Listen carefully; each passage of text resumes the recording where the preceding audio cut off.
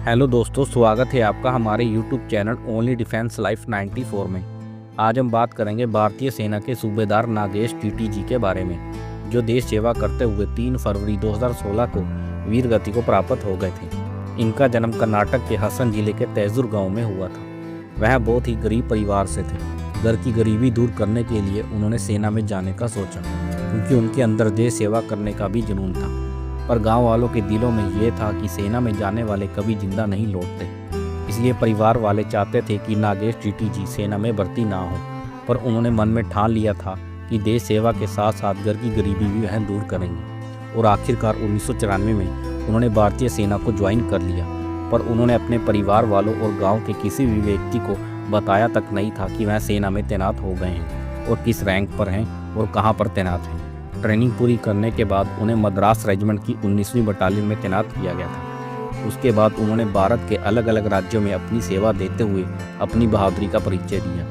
उन्होंने ऑपरेशन पराक्रम में भी 2 साल तक काम किया और फिर जम्मू कश्मीर में चल रहे आतंकियों के खिलाफ ऑपरेशन रक्षक में भी हिस्सा लिया था। और फिर उन्होंने 2 साल राष्ट्रीय राइफल में भी अपनी सेवा दी थी।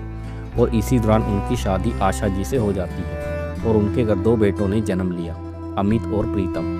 2009 से 2012 तक वह नॉर्थ ईस्ट में चल रहे ऑपरेशन राइनो में भी हिस्सा लेते हैं। यहाँ वे घातक प्लाटून में जेसीओ के रूप में अपनी सेवा दे रहे थे। बात है 2015 की, जब उनकी तैनाती सियाचिन ग्लेशियर में थी।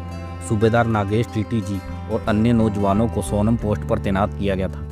यह पोस्ट दुनिया की सबसे ऊंची पोस्टों में से एक है। पोस्ट के पूर्व में सियाचिन ग्लेशियर और पश्चिम में पाकिस्तान द्वारा कब्जे वाला इलाका है, इसलिए मौसम के साथ साथ दुश्मन का भी ध्यान रखना पड़ता है।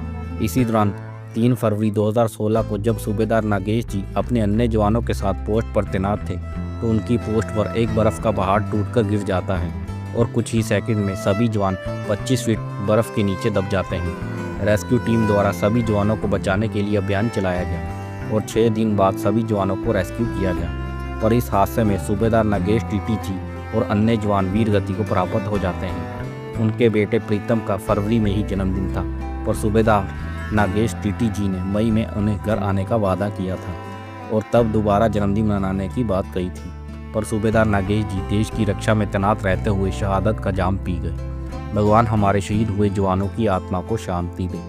जय हिंद, जय भारत। ऐसे और जाबाज सैनिकों की स्टोरी सुनने के लिए आप हमारे YouTube channel only defence life 94 को सब्सक्राइब करें। जय हिंद।